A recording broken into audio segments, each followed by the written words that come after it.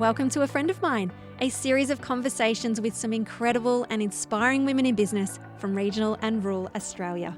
I'm Kimberly Finesse, your host and the founder and editor of Oak Magazine, and I cannot wait to introduce you to some amazing female entrepreneurs who will share with you their experience and knowledge of what it takes to start, grow and scale a successful business. So let me introduce you to a friend of mine. Leanne O'Sullivan is an intrepid traveller and CEO and digital sherpa at Adventure Digital, a tour guide to the wonderful world of online marketing. From her home base in Dubbo, New South Wales, Leanne shares how she got started in business and her motivation to provide flexibility and support to other entrepreneurs. She talks about the key elements in building a successful online presence. She emphasises the importance of authenticity in the online world and the need to be true to oneself. Leanne also opens up about a challenging period in her career when she felt overwhelmed and disconnected. She shares the importance of seeking help and finding support during tough times. Leanne is the OG of the Oak community, being one of the first people to take out an advert as well as pen an article for our launch issue. She is full of knowledge and so willing to share. Meet my friend Leanne from Adventure Digital. Hello Leanne and welcome to the podcast. Thank you, Kim. It is great to be here. It has been a long time coming. You are the OG of our Oak community. Oh my goodness. That is like, what an honour. I'm sorry, but that is a real honour. I was waiting for you to come online and I thought that I would pull out the very first time that we connected through Oak. And that takes us all the way back to issue 1. And then I actually went into my inbox and I looked at the date of the email and it was August 2017. So you were one of our first advertisers. Wow. I had a look and it was $250 back then. And I'm just thinking, oh my God, I haven't even raised that price. Like, first of all, I need to look at my prices and inflation. Yes, you do. But can I ask you a personal question, even though the podcast isn't really about me, but like what attracted you to Oak way back then? Because it was pitched to you as a 20-page magazine. I think even back then, I've always wanted to support women in business. Because of the nature of what I do, being in digital marketing, you do live in the online world a lot and you do see a lot of businesses and people come across your screen or your phone. And I think even back then, I could just notice things that were worth paying attention to.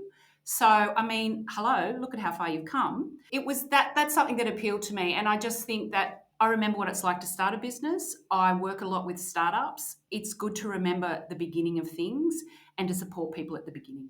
And you've been in business for 25 years, is that correct? Yes, a bloody long time. Before we go back, 25 years ago and how you got into business, aside from your advert that was in there, and again, I'm so forever grateful. I think I've said that a couple of times over the years. I'm so grateful to those issue 1 people that, took a chance.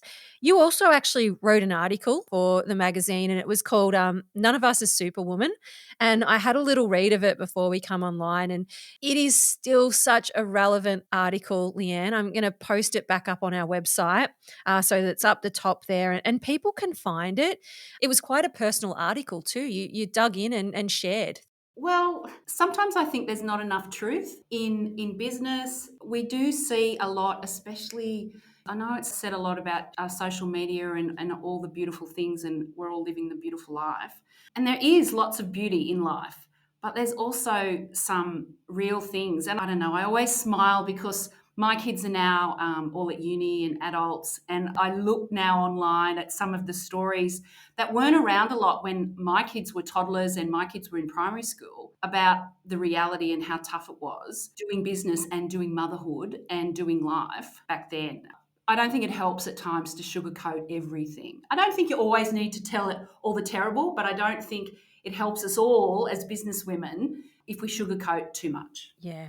You've been in business 25 years. You've had 3 kids over that period. So if anyone knows that juggle from having little ones with a business to, they also are really hard when they get to teenagers. And then I can't imagine what they're like when they're at adults if they're off your plate and they're self-sufficient yet. I don't know. No, I tell you, little people, little problems, big people, big problems. Great. So Mm. much to look forward to. Can't wait. But also lovely, especially my sons. As little boys, beautiful. And then teenagers, horrific. And then now, especially my eldest, finally, I have that beautiful, gentle little boy back, but he is a strapping 6'3" man. Wonderful. He's back. I am so pleased that I hung around to see it. I think this is a whole nother podcast, Leanne. So I have 2 boys and 2 girls, and my 2 boys are teens, so 17 and 15 at the moment. It's so interesting when you talk to mums who have boys and they talk about this period, I don't know, of that teen years of, where they where you lose that little boy that was Yes. so nice Yes. and so Yes. kind. Yes. And I tell people, they come back, they come back. Hang in there, hang in there. He's going to come back. I'm so glad. So tell me, take me back 25 years. How did you get into running your own business? Ooh, okay. Well, actually, it kind of started with having children, actually. I think I always envisaged that I was going to have a career in business. I remember a seminal moment when I was in year 7 and mum and dad took us to Melbourne. This was 79. I went to Melbourne, and everyone in Melbourne in the CBD seemed to be walking around in trench coats. Men and women were all in trench coats. And I remember thinking then, that's what I want. I want to be in a job where I wear a trench coat. And so I always thought I was going to be in business. So obviously at that point, I thought it was going to be corporate. And I did have, a corporate career, and I worked with Caltex and I worked with BHP and NAB, and they were all terrific, great jobs, great foundation jobs. But I always knew when my husband and I wanted to have children, I wanted to have the job with the satisfaction, the professional satisfaction, but the flexibility that I just knew I wasn't going to get with some big high-powered job. And I mean, back then, there was no such thing as maternity leave. There was no such thing really as part-time work. Like, it was a lot more rigid, I think. So when I had my daughter, I knew I wasn't coming back to full-time work. It was just too tough. I mean, I remember when I went back to work after I had my son to my job in Sydney, and I dropped him off at mum's, and I cried driving all the way to Sydney because I was living on the coast then. So we just knew that we wanted to have the flexibility, and then an opportunity presented itself in this wonderful world of the internet and websites. And basically my husband and I just went, okay, we've got 2 children, let's just quit our jobs and start a business. So we did, which in hindsight, maybe not necessarily the smartest thing to do, but you do lots of brave and foolhardy things when you're young and you've got a lot more energy. But we had opportunities in Central West New South Wales, and so we took them and we just did it. And because I just thought, I can't work, because it wasn't 9 to 5, I can't work 8 to 6 and commute with children. They need a life, I want to enjoy them, and I also want to have a business. And that's why we did it. I mean, the internet back then versus now, and even now it changes so quickly. You've probably seen it all. Yes, absolutely. I 100% have seen it all. Because back then there was nothing. Everything was hand-coded. Back then it was just websites, and you'd build everything from scratch. There was no email marketing. There was nothing. I remember when email marketing was introduced, but prior to that we developed our own email marketing platform. E-commerce engines like they exist now didn't exist. We built one. It was pre-social media. Like, I remember when Facebook actually was fun and Twitter wasn't hideous. And, back in the day when nobody really knew what they were doing and were just experimenting a lot with things that seem so far removed from where we are today, which, even though I've been there all the way through, like oftentimes when I do, presentations or talks to groups and things, I often laugh and say, I think I'm one of the oldest web developers in the country, which is not quite true, but potentially we've been in and around the space in various forms since the beginning. A long time. A long time. So how you were saying Twitter wasn't as hideous as it is now. When Threads launched just recently, even that first couple of days, it was like the early times. It was like the early times. It was so great to sort of say to other people who were younger and weren't there and said, this is what it was like. Was the potential of social media back in the day, which, 7 years ago, 8 years ago, back in the day. That's ridiculous. I 100% felt the same. I remembered. Did you use Threads, and have you still got it on your phone? I did use Threads. I do have it on my phone. I dive in there a bit. I find it too hard. Maybe we're used to, you know how you get used to other platforms and the uniqueness of other platforms and you understand the ecosystem? I still don't get Threads. I don't know what it's trying to be yet. It's not unique enough for you to pay attention to how you're meant to use it. It's kind of like Facebook without pictures. It's kind of like Twitter without hashtags, but it's not quite like any of those channels. It's not quite unique enough, I don't think, to, I don't know what it is about it. It's integrated though. So I've deleted the app since, but I've just noticed that it's appearing in my Facebook feed, in my Instagram feed. So really integrating it back in, but I'm not sure it'll get me back over there because as you said, I don't know, it just was, okay, this is now same. That fun stuff disappeared really quickly. Exactly. And I don't know, and because at the beginning, like a lot of people from Twitter jumped over, and that's why I originally jumped over because obviously I've used Twitter a long, long time, but I use it for different purposes. I don't use it for work so much. It's never become a thing in Australia unless you were, media or ag or sport. It never really took off in any other sort of industry. So a lot of people from Twitter went to Threads and then were like, I don't know how to use it. I don't know. I can't quite put my finger on it. But you're right. Like I see it in my feed, and periodically I dive over there, but I just don't see enough of the people that I know or that I want to know. Yeah. So you are featured in our issue 13, which it's just so cool that you've done this like full circle and we actually get to know about, more about your business. And in your article, you had mentioned that success online doesn't necessarily mean that you're good at reels, or it doesn't put you in that little box of, yeah, I'm on Instagram, I'm successful. I'd love to pull that apart in terms of for you across all those digital mediums, that whole footprint, what does success online look like? Wow. It's a big question, isn't it? It is a big question. And I was thinking about this in the car. And one of the things that I think we're all just starting to really grapple with is where does AI fit into the online space, into the written word, into all of the stuff that we've done in the past?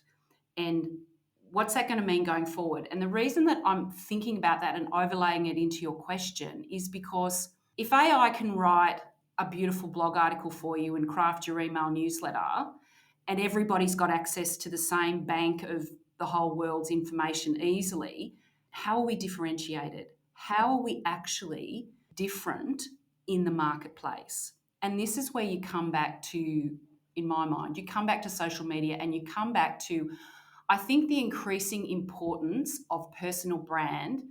And here's a word I'm about to use, and please don't cringe, being authentic. When I say authentic, I'm talking about being true to who you are. Because in a world where everyone can essentially copy anybody else's content, how are you, you? And being you online and connecting with people through an online medium, whether it's written communication or in particular social media communication potentially, how are you, you? Well, you're you when you are presenting yourself as you truly are. And that doesn't necessarily mean you have to follow, well, it doesn't mean you follow any trend at all, because unless that's part of who you are as a person, why are you doing it? I mean, I cringe when I see some people who I know online jigging about the place. Now, if you are a groovy dancer, then you no doubt, people who know you have probably seen you, hitting the light fantastic or bopping away in your chair. That is you. But if we think we need to keep up with trends in social media, we aren't going to stand out at all, because unless we are the best at that thing or we initiate that thing, we are just washed away in the sea of sameness. And it makes it hard to get cut through. And they're always chasing that viral. That piece of content didn't work. Why is it not working? What am I doing wrong? This platform doesn't work. It's because people can't connect. As you said, they can't connect to that person that's almost inauthentic. There's no human connection there. I remember when AI sort of came out as quite big this year, or especially ChatGPT, and I had a few people say to me, oh, well, there goes your mag. are you worried about your career as a writer, as a copywriter? I love writing. Like, I can't look to ChatGPT as my way out or as creating the content because I actually enjoy writing it. I love talking to someone and getting those moments. And I still don't think it can replicate voice. And it was so interesting. I was speaking to someone, they've brought a book out and they have been advised to just flag that none of this is written by ChatGPT. I'm like, we're getting to that point. The mag, is that something that, do I need to contact the writers and say, hey, we can't have that in the mag. Like, we really do need you to write that. Yeah, wow. Like, but it's a thing, and I think people need to think about it. And I think for many people, it's a real challenge, especially if you're thinking, how can I be uniquely me? How do I get cut through and how do I connect with people? And I just think online's just really screwed up how we think we've been doing business for the last, millennia of doing business. People buy from you because they like, and here we go, here's some more cliches, sorry. But you know what I'm about to say. Yep. So I won't say it. No, please do, because someone else might not. And I think we need these reminders.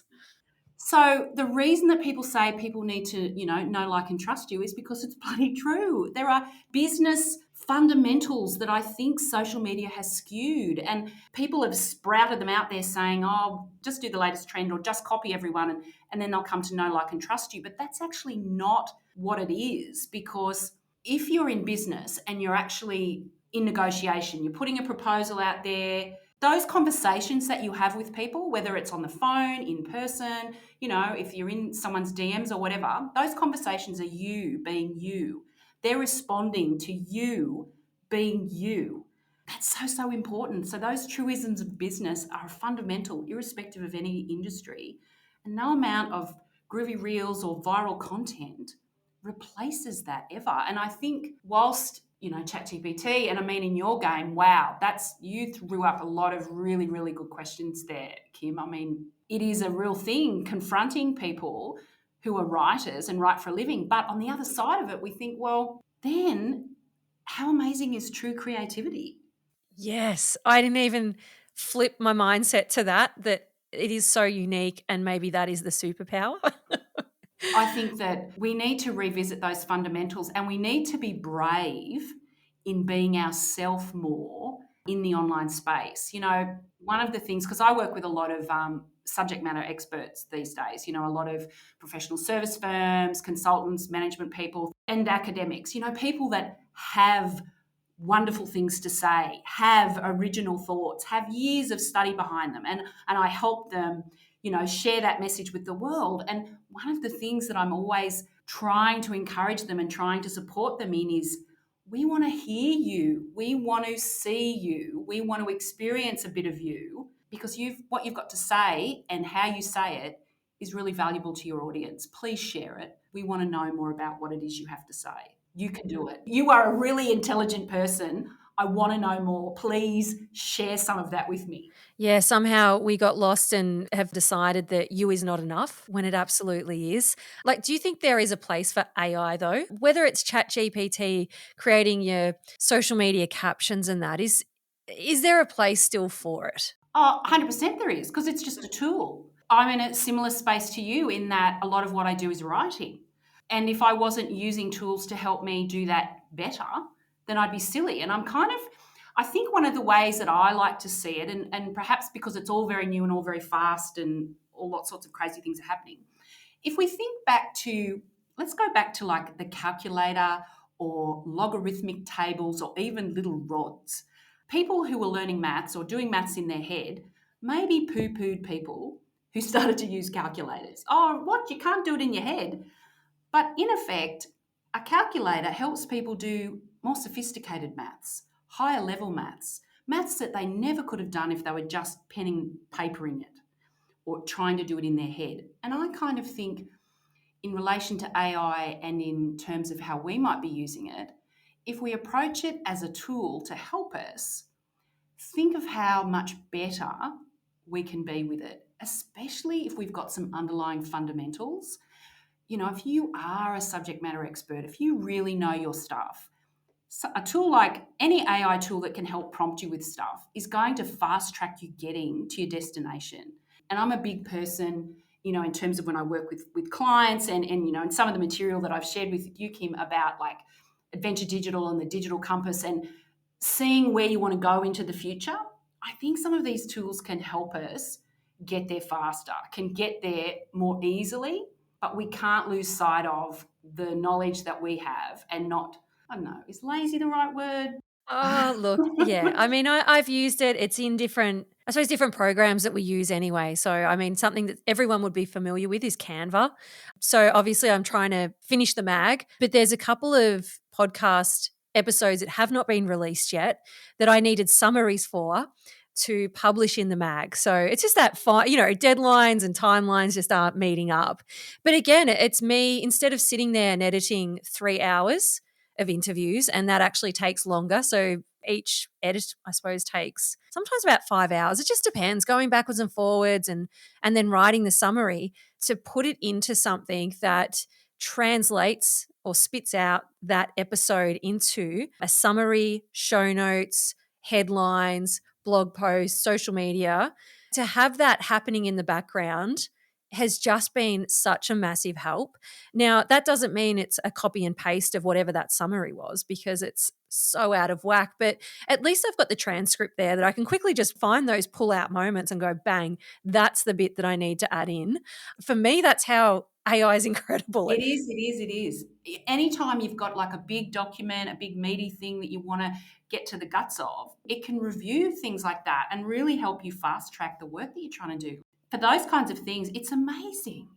Well, I don't know how we got onto AI, but anyhow, tell me a little bit more about what you do in your business, Adventure Digital. Okay, so we are a boutique digital marketing agency, and we like to work with, as I was saying before, people that have great things to say. So I like to work with professional service firms or subject matter experts. They tend to be the kinds of clients. It's in the B2B space that we like to work, and we work holistically across the whole digital ecosystem. So our model, when people come to work with us, we don't sort of like do one little bit of their work, say, oh, yeah, we might do some socials for you, or yes, we can do some Google ads for you, or yes, we could build your website. We like to look at their business in its entirety, and then we approach how we can help them. And we work across 4 key areas of what I call the digital ecosystem, being web, social, content, and search, so that if you come to us, we can do all the things across that ecosystem for people, rather than having to like, oh, I need to talk to you and all over the place. So we like to work holistically like that, because I do think over the years of working with clients, we've often discovered that things don't work or slip through or aren't being maximized if all 4 areas of the digital space like that aren't being looked at by the client. People come to us and they say things like, oh, my social media is not working. And then you look at the messaging that they have, and they haven't got any content structure in place. And then when you go to their website, you can see that it doesn't have appropriate call to action. Some of the things aren't working. The SEO is all weird, and potentially they're trying to rely on organic social media like it's 2009, when we need to do some advertising to get them in front of the right people. So we kind of work like that with people. We've got a lot of retainer clients around the place that we work with, who I've loved working with, long-term clients who you really get to know them and their business and their dreams. And I love hearing businesses' why stories, origin stories, especially businesses I think that have been around a long time, a little bit like me. Um, because you hear the stories, the resilience, the care for customers. Like, I really love that. Sometimes in the online space, everything can seem so transactional, but when you're working with people in the way we do, you kind of get to understand how they view their clients, their long-term clients, and the care that they have for them, and the concern that they have for what they're doing. And I just like that. I just like working with good people who care about other people, basically. Yes. And when you talk about sort of all those different areas that you work with, What do you think is the first most core thing that a business needs to do?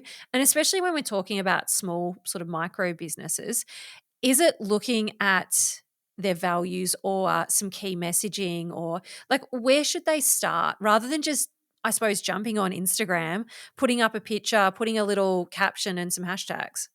Yes. And that often is where people start, but that's the last thing that they should be doing because they need to be clear on what they're putting on that page.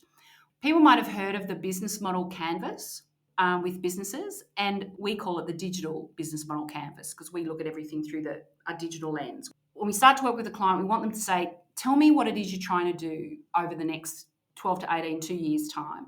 So I need to understand what it is you want to do. I also want to really understand who, and this is really important for any business, who are you actually serving? Who are your actual clients? And I know, I can remember, and everyone remembers when they start a business, that what drives you is cash. And so who you want to work with is often secondary. And oftentimes during your business, who you want to work with might be secondary to, am I generating any cash? We'll assume that cash will happen, but you do have to understand who you're working, who you want to work with, why, what do they care about, why do you care about that? So you're getting clear on your why as well as their why, because those two things help you then determine the content that you're going to share. And you also need to be realistic, when we're looking at this digital business model canvas, you need to be realistic about what resources do I have to do this stuff? Because there's no point going all guns blazing with some, say, social media strategy or some content plan and you all run out of puff because you get half a dozen clients and then you're full. You sort of have to think about, well, what resources do I have? Who can I use to help me with them? Can I use suppliers to help me with stuff? Do I have to create stuff? Should I get a library? If you do all of that planning, then for us, when we look at starting work, once we're clear on those whys, on those whos, we then look at message and content. And that's got to be a really foundational piece. So when I'm looking at our digital ecosystem and we have web and social and content and search, I often say that the web and the content parts, they are foundational pieces. They are so critical. The content is the messaging and the things you say and the information that's important and the connections that you're trying to make with people so they understand I'm your person. So that's why that's really important. And your web stuff is, your own space. That's where you host all of this information that people can find and discover. They're foundational things. Whereas the fun stuff is the social stuff and the search stuff. That's the amplification stuff. And neither of those things, if you don't have foundations, amplification just goes out into the wind, out into the ether and nothing. You've got to have the foundational elements. And we do the analysis first. We get people to think. You might be surprised, Kim, it's really common for businesses not to take the time at the beginning to think about who they serve and why those people should care about them. In the planning phase of businesses, often people don't go beyond logo development and why those things are important, which they are. Visual elements, of course, are super important, but they're one part of those important early stages, not all of them. And if you haven't done all of that that's thinking stuff, when you come to your foundational elements, when you come to your content of what you're sharing, what you're talking about, and making sure that you're making connections with the people that will pay attention to what you're saying, if they're not there, you can do all the beautiful stuff on social media you like. It's just going to fall over. Do you love the idea of taking the hard work out of shopping, knowing that someone else has curated for you endless apparel and homewares options that are high quality, often handmade, and always beautiful? At Vivian Kate, the focus is on natural fibres and a timeless earthy style. You'll find high-quality clothing in classic styles, unique homewares such as cow hides and handmade ceramics, gorgeous aromatherapy-based skin and body products, and so much more. Personally, I love the selection of jewellery. Karen from Vivian Kate is all about connection and understanding what you need, and she offers a personal styling service by appointment. Karen loves to support other regional women in business and has a wide network of talented friends from all over the country, whose work she stocks in store in the beautiful regional town of Yakandanda in northeast Victoria. The Vivian Kate website mirrors the charm of the bricks and mortar store, ensuring you can access the same carefully selected items with just a click. Find out more by visiting www.viviankate.com or check out our show notes for links. Has there been a time in your career where you haven't felt joyful and felt that passion? Yes, there has. There's probably been a few times. I mean, being in business a long time, there's lots of, lots of great highs and lots of lonely times at your desk or under your desk even over a lifetime. And I think I look back, and it was when our agency was really big and we had a lot of staff and a lot of responsibility and things weren't going quite right. And I remember that I just had enough. I just wasn't me. I wasn't resilient. I wasn't strong. Something was wrong, like something was very wrong. And I just think I look back on that time as I honestly don't know how I'm still even talking to anybody. It was such a terrible time in my life and in business. And I think, my kids helped, my kids are why I'm still here. But I think the thing that's hard in business is to realize that everybody goes through those periods and can break. None of us are oaks, to coin a phrase.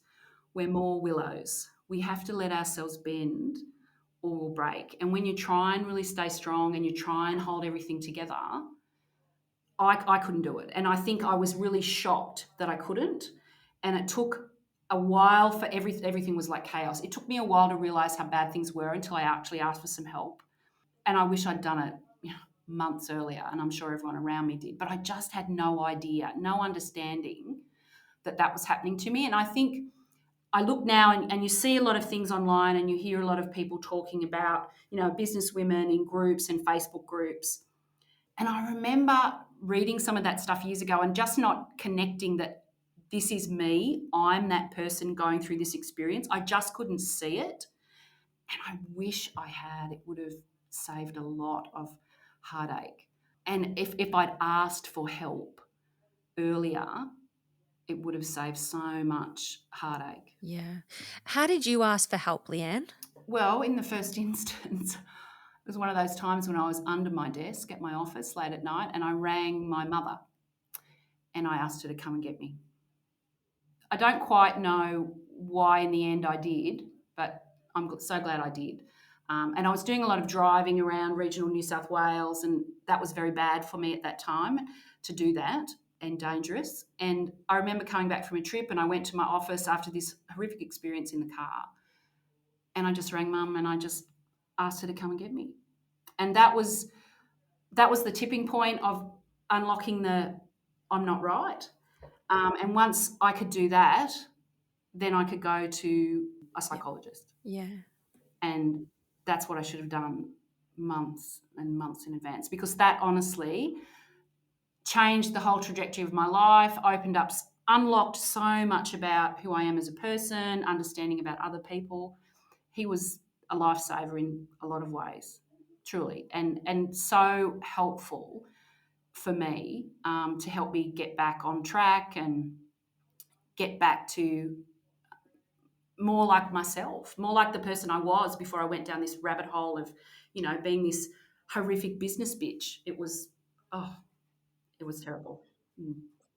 Even just those last few lines, Leanne, like the horrific business bitch, I can sense that sometimes in myself. Like we obviously run a business for the flexibility and to be home with our kids, and it's our passion and we feel on purpose. But there are some times when it makes me an absolute bitch at home. Like I'm the worst person in how I operate at home with the people Mm. that really deserve the most respect. And I think, what is that quote? It's your family that get the worst version of you, because you do. You put on that big, I suppose, facade when you're outside and you're happy and you're connected and you'll go to whatever length that person needs you to. And you've got all this patience. My mum's always saying, you're such an impatient person.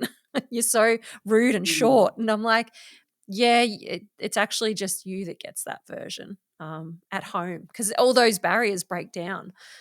As you said, like you talking to a psychologist as well, as business owners, we almost need that these days more than ever. It's so hard with everything, family, Mm, inflation, mm.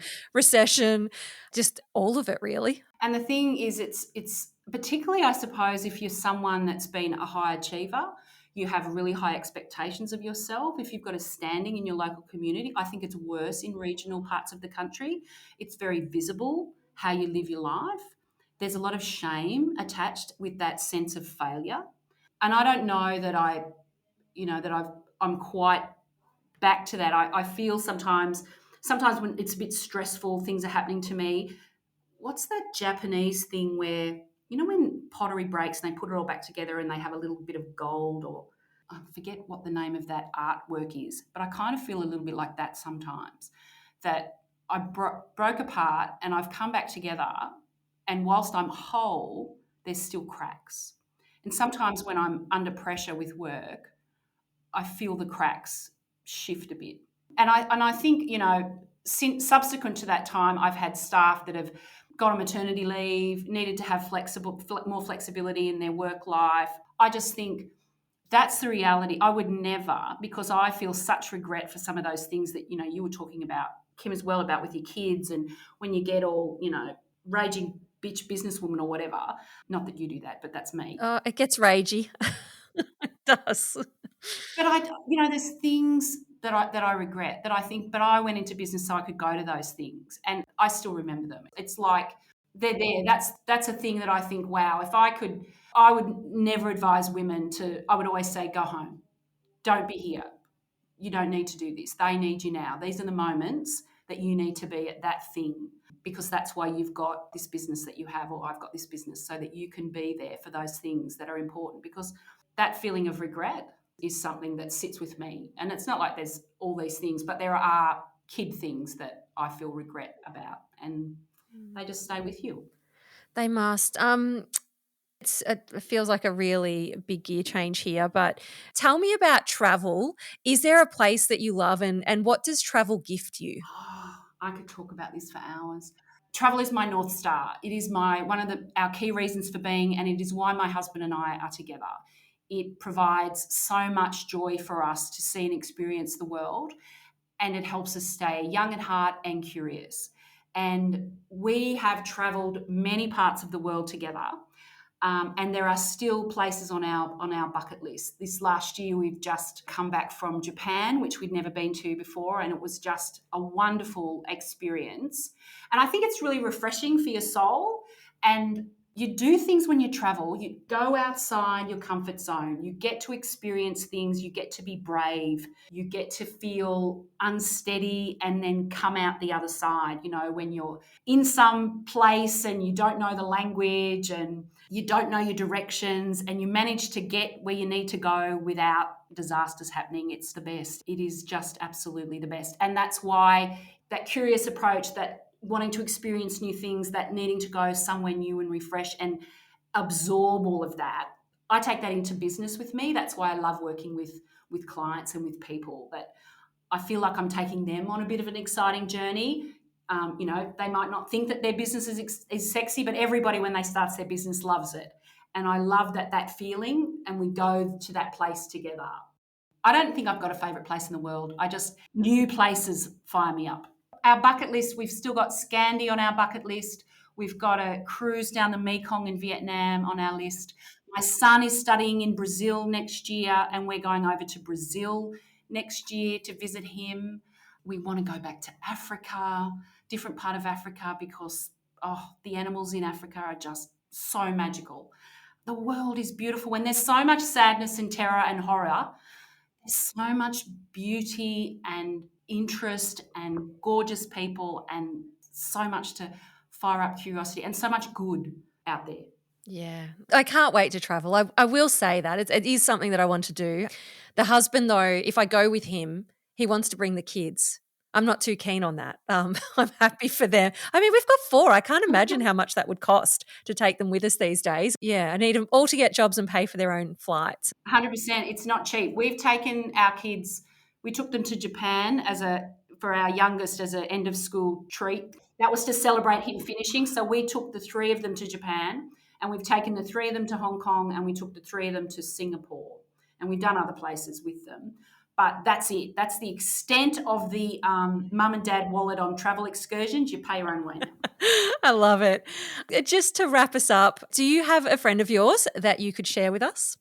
I 100% do. And he is someone that I met on one of my husband and I, Brendan's, travels back in the day. Our very first one when we went overseas, backpacked overseas into Europe. We met Gordon, now Dr. Gordon Spence. He is a coaching specialist, executive coach, positivity coach, just spoke at the Happiness and Its Causes conference last week. And the reason that I wanted to share him, because we've got a lifetime of fantastic Gordy stories, but what he's doing now, he's got this thing that drives him. It's called the Healthy Aging Project. And he's written a couple of books. I'm actually in one of his books, which talks about how important it is to be active in mind and body, but particularly in our bodies as we age. Like, it's too late when you're old. And this is, for Brendan and I, we think it's so important to be physically active now because we've got all these bucket list places that we want to visit. Definitely look him up. Gordon Spence, Healthy Aging Project. He's really driven by making sure that the latter part of our life is just as enjoyable, that we get to do all the things that we want to do to the end, that we are active and alive and engaged, and we do things with our bodies and movement that are fun, that are enjoyable, that maybe are a bit quirky. In his second book, he's got a thing where it's something to do with extreme ironing, where people iron clothes on cliffs. That is so weird. That is 100% a thing. You need to look it up. I thought it was weird that my nan would iron my pa's jocks. So just... No, I'm not talking about weird things you iron because, yes, that is weird. This is weird places that you iron, like cliffs. Oh my gosh. That is incredible. I don't iron. So even just that whole concept for me is it's just weird, so weird. But, whatever brings someone joy. I mean, that's the most important, or happiness in this case. Yes. Although I can't say that would bring me any kind of happiness. But, people, you go do you. Each to their own. I've loved actually speaking with you, and I could easily actually do another podcast with you, Leanne. Maybe that's what we need to start doing with some of our guests, is maybe breaking them up and having a personal story and then maybe that business side of it, because you being such an OG in the digital space, I think you have so much to share. And I know that you're very generous as well in your knowledge sharing, which I always appreciate. But I also love that we actually had met in person earlier this year at Grenfell. Yes, we did at the collective with beautiful Belinda Mohini down there in Grenfell. At such a great space and a wonderful day listening to yourself speak and listening to Georgie speak. It was wonderful. How far did you travel that day? I travelled from Dubbo. How many hours is that? How far is that? It was about, I think it's about 3 hours to get to Grenfell from Dubbo. It wasn't anywhere near the drive up from Victoria that you did to get to the beautiful silos of Grenfell. It was a long drive. It was longer to get there than it was to get home. Siri is an absolute arse to me and has this tendency to take me on unsealed roads. And when I'm in the van, it's just an absolute nightmare. Do you think there is a lack of business events for women in rural areas? I mean, most of you travelled like quite a distance. I think there is a lack of events, but there is events and people will go to them. People will support them. It's hard to communicate over bigger distances, which sounds crazy, but I don't know that there's not the number of events and the cross-pollination of people in a room of events for women in business that there is, say, in metro areas or on the coast in particular. I definitely think it's the cross-pollination of people at events that makes them so fantastic. Like, I know there's a great event that happens in Orange that, because it's a lot of people, there is good cross-pollination of business types, because I think that's what makes a really great event. When you don't have everyone that's like you in a room, you have different perspectives, different kinds of businesses, different ages of people, make for a great room. Yeah. I was just thinking, no, it wasn't this year. Or was it this year? Oh my God, everything just melded in. No, it was definitely last year. Had an event at Oliver Birch in Bendigo. It was an Oak event. There was a couple of guest speakers and we all invited different people. So it wasn't just an Oak crowd, which I think I loved. And as you said, it's just building that connection, those networks. And it's so important these days to have a broad section and not just people in your own industry. It's so boring otherwise. Yeah. Like, what's that saying? Australia, big place, not a lot of people in it, is so true. I've got connections and get referrals from people that I've known for nearly 20 years. There's a lifetime of connection that's so worth it when you look back on, or if you're building a business. Might seem hard when you start out and you're looking to build your network, but you've got to persevere. Sometimes I know when people are a bit shy or a bit worried, but I just think you should reach out to new people, because invariably people are very flattered when you reach out to them. It's always so lovely if you're hospitable and you make that move. And even though it might be scary for you, but the dividends for you in 5 years' time for your business are so powerful. You just can't know where some connection is going to lead you, because invariably it leads you somewhere good. Look at us, 6 years on. Yes. Thank you so much for your support on day one. Like, literally, I think I must have only just launched advertising, opened it up, because Oak was launched in 6 weeks, and that includes a 2-week print time. So a really, really short turnaround. So thank you for supporting right from the start, and to here and today, like, that means a lot. Issue 13 is incredible because we have your story, but we also have quite a cross section from Central West New South Wales. Our front cover is from Dubbo. I don't know. I think it's meant to be. But thank you again for being on the podcast, and maybe I will entice you back again. Oh, it was lovely to talk to you today. Thank you so much. Now, before you take off with all that inspiration and knowledge, we'd love for you to leave a review on our podcast so that we can continue to amplify women's voices in the media. And if you have any questions, we'd like to celebrate a win, you can always connect with us on Facebook and Instagram at Oak Magazine AU. I'm so glad we've met, and that now you know a friend of mine.